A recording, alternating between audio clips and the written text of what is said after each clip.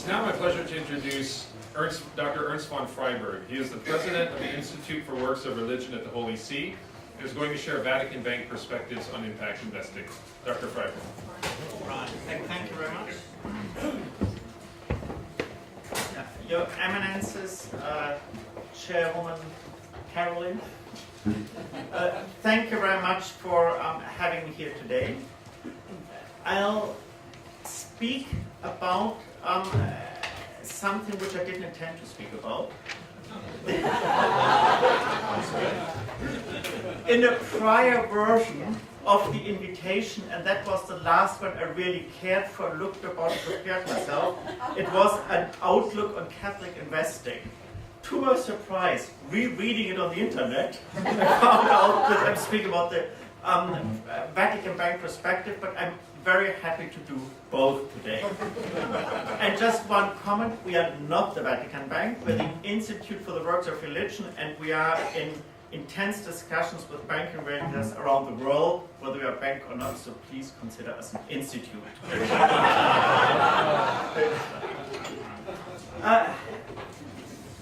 A brief background of myself. My name is Ernest von Freyberg, I'm German, I live in Frankfurt, and I became president of the Institute for the Works of Religion 15 months ago.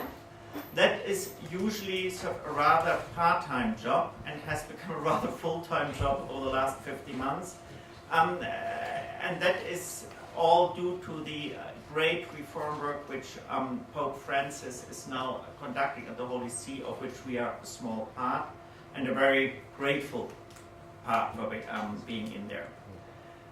The Institute for the Works of Religion is something like a family office. We manage about 7 billion euros. Our core customer group is congregations, and more particular female congregations. We service 1,300 female congregations with assets of around 3 billion.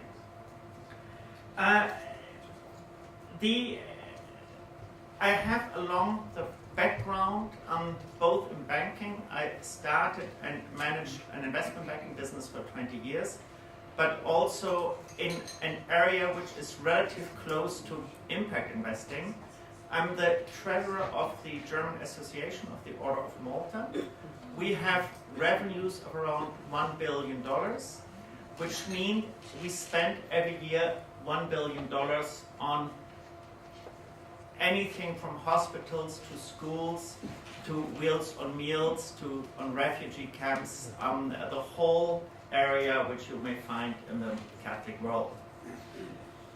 What I would like to do today is make 4 propositions for discussion. And then I hope that we'll have a dialogue and can go into more depth. The overriding proposition is that we have it all in the Catholic Church, and are just tasked to put it to good use. My first proposition is that the Catholic world has an impact vocation, and that is to serve as a brother and a sister, the poor and the sick. The second proposition is that the Catholic world is full of impact providers, of those who help the sick and the poor. The third proposition is the Catholic world is full of impact investors, those who have funds and would like to put them to use for the vocation we have. And the fourth proposition is what to do to bring it all together. And that I'll do in the end.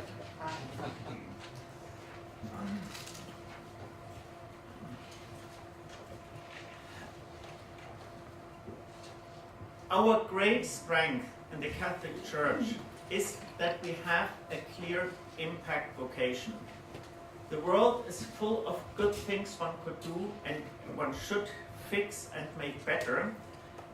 For us, I think it is the sick and the poor, and when you read Evangelii Gaudium, it all focuses on this. The vocation is also clear in the way we see the sick and the poor as man made in the image of God. And it is clear in the way we are called, and that is as brothers and sisters. It is, I think, important to keep that in mind, because there are risks one is faced with when one has such a vocation. One is dilution.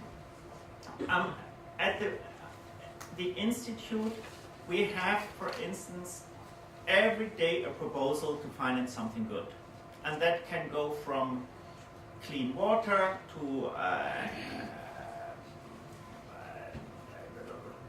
other environmental projects. It could be social projects. And none of these projects is not good. Someone should do it. But probably, and now I'm thinking like an investment banker, let's only sell our core mission. Let's not try to do everything well.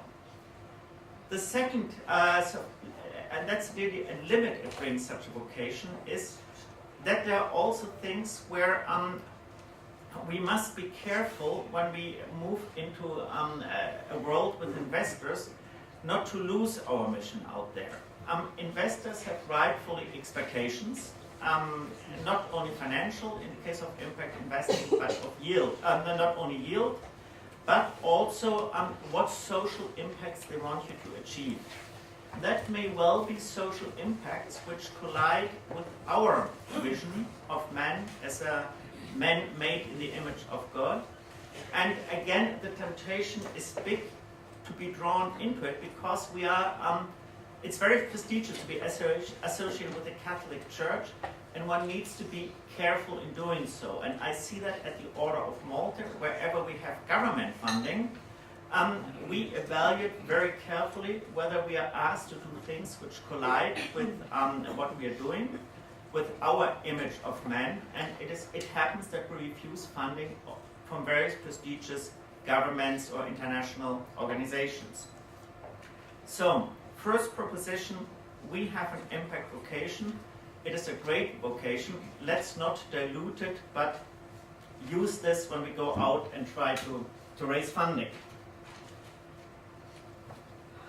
The second proposition is that we have great impact providers. I see that when I come to the office and go in by the public area, which is full of great, mostly women, I must say. There are also many who are our customers, but who make the world go round. They run refugee camps, they run drug rehabilitation centers, they have homes for the elderly, they have hospitals, and are probably the largest, most attractive group on earth if you want to put your money somewhere. In Australia, I think every fifth child is educated by the Catholic Church. There are millions of people being right now in a Catholic hospital or looked after in a refugee camp. No one in the world as a group offers more cases where you could invest as an impact investor. We have a track record which goes back over centuries, and that is for the institutions, and as investors you look for track records. No one has track records of some institutions, some congregations going back now nearly 1,000 years, tending to the sick. As you may know, it's the Order of Malta. There is equally personal track records. When you want to put your money with someone, you look, and that is, I think, banking rule number one, you look to the person to whom you give it. When you give it to Catholic institutions, in many cases, someone will be in charge who has been looked after such a project for 30 years. He has been in, or she has been in this refugee camp. He has been in this hospital. That inspires confidence. It is not someone who has just turned up, had a great idea, and is now looking for money. And I think in the Catholic Church, we have also gone a great step to provide a business responsibility, a governance, a measurement culture. In particular, where we deal with governments in Europe and in North America, across our works we are used to do reporting, to be measured, to be responsible, to be audited. That is what an investor wants and what we have. We have it everywhere where we are in competition and where we just need to be profitable to provide certain services, and that all of us who are, for instance, involved with Catholic hospitals know they are in competition today. They need to make a profit to be able to survive. So we have many of the skills investors are looking for when giving us money. And we do it today for governments and for donors who help us.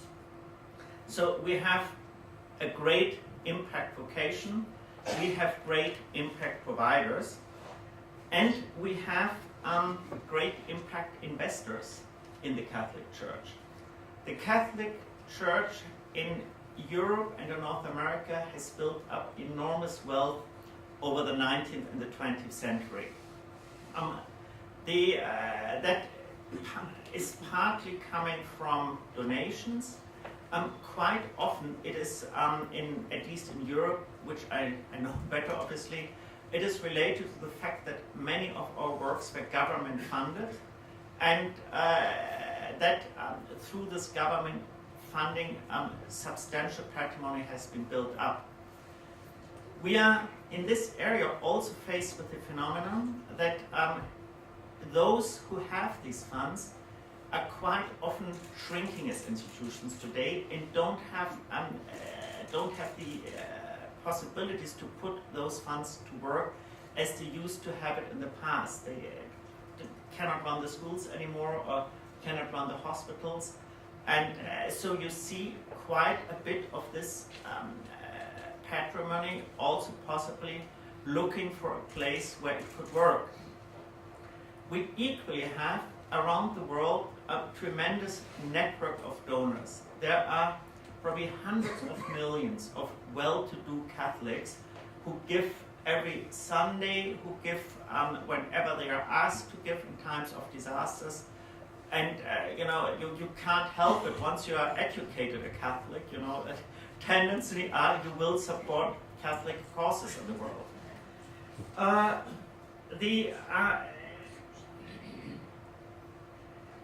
And when you see this, you suddenly realize we have everything you need.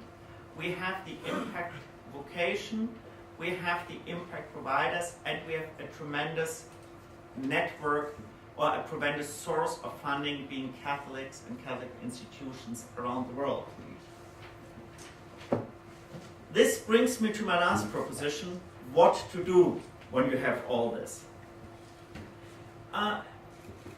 One, we are already doing, obviously, a lot. And impact investing will not change the bulk of the activities we do. They are funded in this triangle and by tens of billions every year. However, impact investing, as a way to raise funds, to monitor the use of funds, to tap new investors is an interesting model which could help us to win additional funds.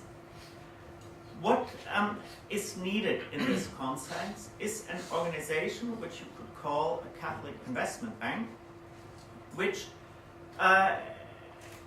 identifies the projects, is able to monitor them and report them, and by this create credibility with those wishing to invest along impact investing models, and then go and fundraise with them and say, here have a project, we've tested it, wouldn't this be something for your congregation or for your family, or should we try to do some crowdfunding, and put it into some project?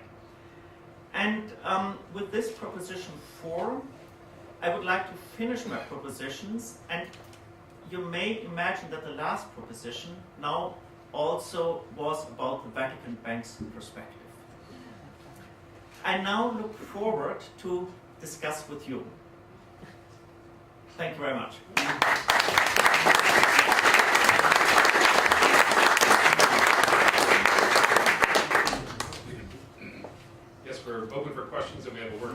once again, so we can pass this around as we go. Thank you very much, Doctor. I just wanted to ask, do you have any thoughts on the role of measuring the outcomes if such a model were to begin to take form? Because you're stressing the Catholic environment is one of which accountability is important. And how do you see the role of measuring the social impacts as helping this to evolve? I mean, in other areas, we constantly do it. For instance, when you're running senior people's home, it is very measurable how many, what's the occupation rate is, how many cases you have with certain incidents. My English is not good enough for this, but whether legs are open or not open. So in the medical area, this is the most standard thing in the world to measure. When it comes to schools, for instance, very measurable. How many children go on to higher school, how many go to university, and so in a way, I would see it, if one wishes to go down this route and say we want to sort of create something, have an impact investing structure, only do it for something which you can measure and where you don't risk to, in the end, to sort of remain relatively fuzzy, and it's more selling exercise than, or dressing up a facade exercise. There's some things which are difficult to measure, and maybe you should rather fund it through donations. Doctor, I'm actually not a doctor, but I enjoy it a lot, so I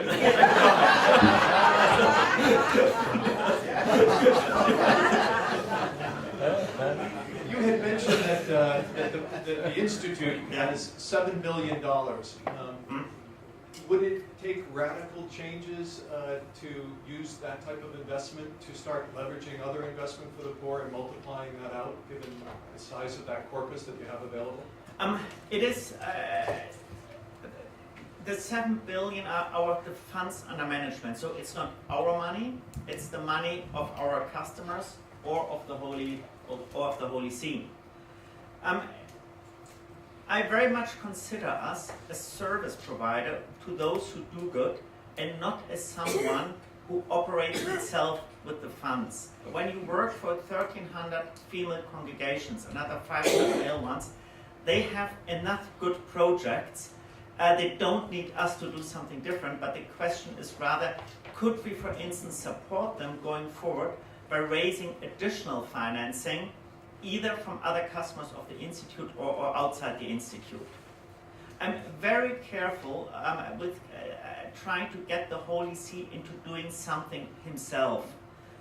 That's not the mission of the Holy See, that's the mission of those whom we serve.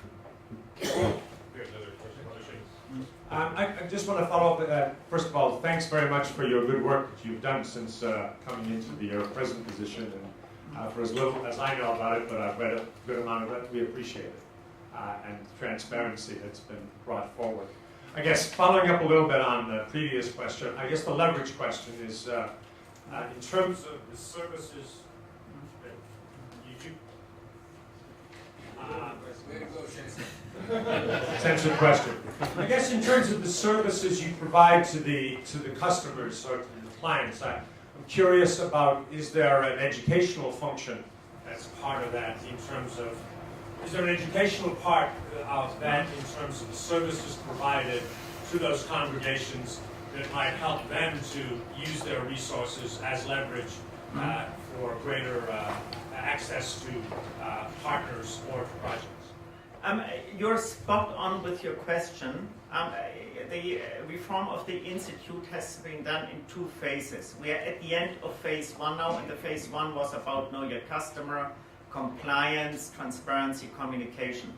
Phase 2 is about what is our mission and how do we operate it. And for me, one of the key things I think we should do is to provide education and to be financial education to those whom we serve, and to become a catalyst for helping them also to raise more money than they have just sitting in the institute. So I'm going to call you Ernst since you're not doctor and it's not a Caroline, thank you. And I'm going to turn to your role in terms of the Knights of Malta. So Yeah. now we're not talking about the institute, we're not talking about the congregation's money, but the Knights of Malta. Would the Knights of Malta itself consider making these type of social impact investing? And if so, are you comfortable with the idea of profitable, revenue-based type of things that the Knights of Malta might support? I'm now speaking to you as the treasurer.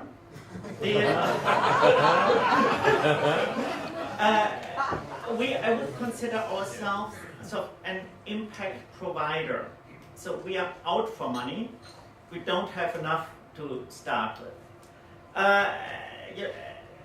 First thing. The second thing is, I had never thought about impact investing. In general, I would be reluctant to offer people a return and rather go for a donation. But if that is what it takes, I think it's something we would explore. You know, it's also cultural. I think in the Anglo-Saxon world, it appeals to more people to do something financial. The same in Germany, so wouldn't get any someone rich now to open his wallet. He'd rather donate than go into a financial structure with a yield and measurement and all that. He would. It's cultural. Mm-hmm. But you have to cater to your clients, and if some people want to give to this way, let's try and find something which appeals to them, and it is, the money can be put to good use. I'm one of your customers. Know your customer. I'm not one of the women's organizations.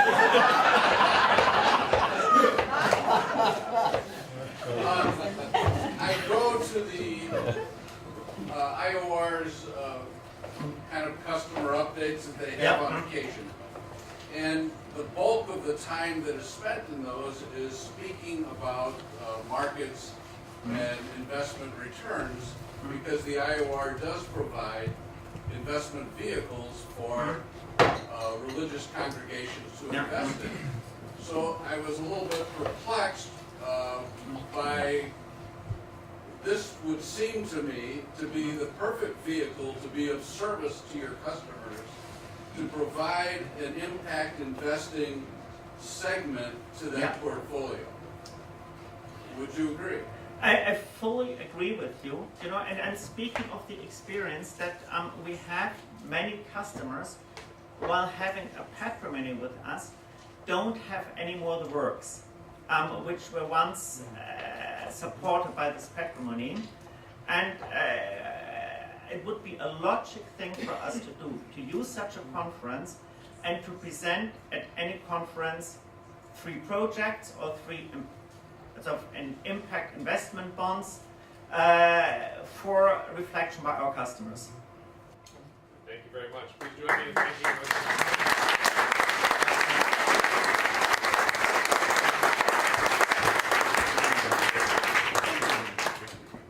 you. Well, thank you very much, and for all those who are our customers, thank you for staying with us. Even in not easy times for customers. Do you have questions for us? Ernst, do you have any questions for us?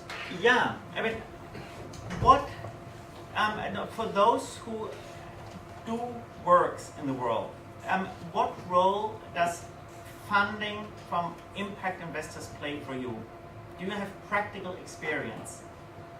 Well, I occasionally work in the world. We use investments with various types of investments, sometimes convertible notes, sometimes equity investments to fund the companies that we're creating, whose aim is to earn an attractive return and transform livelihoods of $2 a day customers. These investments are high risk, but if successful, high return. Yeah. So that's one part of the investment opportunity for impact investment. Hi, Tom McPartland from Elma. One thing that's I was discussing with some of our colleagues here that I know you have a lot on your plate right now. So as part of phase 2, or maybe phase 3, is one of the fastest growing section in the kind of the secular financial services industry is the large financial houses providing philanthropy advisory services to their ultra high net worth clients. Yeah. And since your entire client base, I believe, is already in the social impact business, Yeah. that it might be a very productive exercise where the Institute could hold symposiums where you could pre-select either your client base self-selects healthcare, education, infrastructure, and then kind of present kind of best practices, what's going on in that in those fields, because there are very discrete investments and initiatives that are looking for strategic partners, not just capital, but the strategic partnership relationship that I think some of your clients also represent in terms of their activities in their local markets. Yeah, no, I fully agree with you. And what we need to do as church and as institute from our side is to provide them what they need, and they want very good reporting, measurement beyond, what impact investors want. It will take a lot of skill from our side to be up to the expectations to these people, but it is something, and I don't see it as phase 3. I see it very much as phase 2.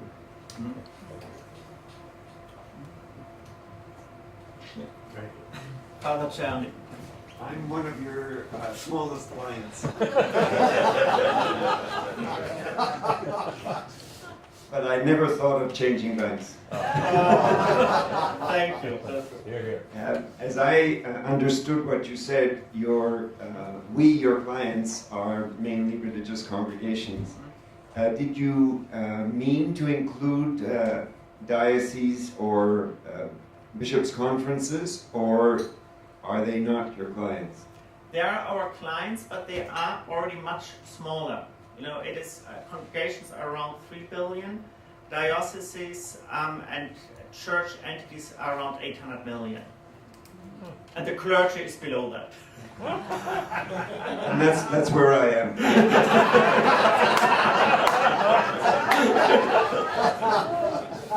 No, it's just that I feel that it would be very interesting to think through the same topics that we have been speaking about this afternoon, but with dioceses in mind. Both dioceses in the, let's say, developed world, where there might be a higher proportion of resources, but also of infrastructure, but maybe especially dioceses in the still developing world, who have very, very urgent needs for resources in order to begin to provide the very first or most basic of the impacts that one can imagine.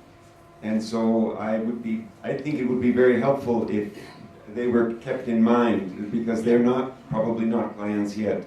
Yeah, no, you're right. Thank you. Caroline. I am not one of your customers, but I'd like to be of the investment committee, okay, from Catholic Relief Services. But you asked, I just want to share with you why this is relevant for us as an impact provider. We are in that category. Number one is that we ourselves have unrestricted reserves, and they are actually not small. And so this is a member of our investment committee, actually, and then there's another one back there too. So they decide how to invest our unrestricted reserves. And so there's a question of whether we should put some of our own investment funds into some of these impact funds, because it may allow more good to be done. That's one question. But the second, I only have 3 points. The second thing I want to say is that we ourselves are getting to the point, for example, we work with very small farmers. There are 800 million very small farmers and they're very poor. We have now worked with 80,000 farmers in 15 countries on 15 crops.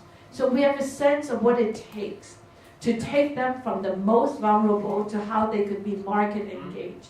But now we see that that group could need additional investment so that they could, the co-ops, for example, could invest in equipment. They could be drying, juicing, canning. They could actually support them to export, actually, from Africa to Europe. And so we're now at that point where grant money is just not enough. Private donation is not enough. And while we work with 80,000 farmers, it sounds like a lot. There are 800 million farmers. So we are at the point where we said, what do we do? Because, we're now at that cusp where unless we think about more creative financing, for these, actually they're businesses. They have to generate returns for themselves, and therefore they could pay for the use of capital. So I just want to say, as an impact provider, and I know actually a lot of religious congregations, they do healthcare. And they do healthcare in Africa, but they're limited in capital in terms of how to expand. Now there's diabetes care, there's elderly care, there's cancer care, not to mention the other things. But they are not yet tapping the type of capital source that allows them to expand.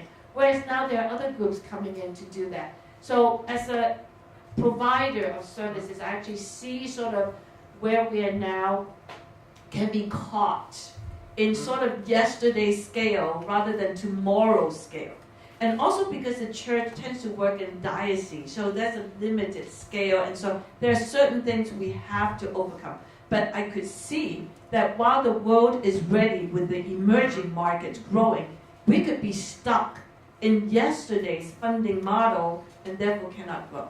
So that's just the second point. The third point I want to make is that an example.